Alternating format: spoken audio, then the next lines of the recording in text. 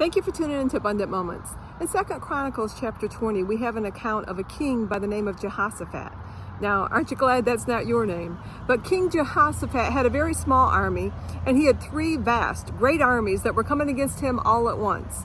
And I love what the scripture says about King Jehoshaphat, because it says he was afraid. That gives hope to me and you, doesn't it?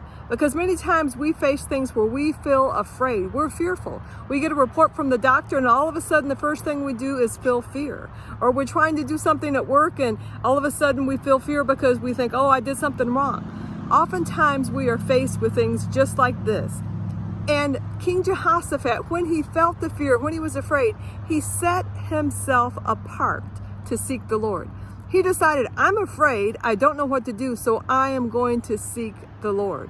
And that's what we have to do. When we feel fearful, we can't run and hide. We can't allow ourselves to be intimidated or so filled with fear that we become depressed and we just don't know what to do. We need to know this. We do know what to do. We need to turn to the Lord because his perfected love casteth out fear, the scripture says. When you turn to God, you see that his love will bring you that comfort, that hope, that joy that you need, and it will cause your faith to arise. Just like with King Jehoshaphat, the Lord spoke to him, gave him a plan. It really didn't make sense, but he obeyed it. And you know what God did? He brought victory to King Jehoshaphat and all of his people, because God is our victorious King, and he wants you today to have victory.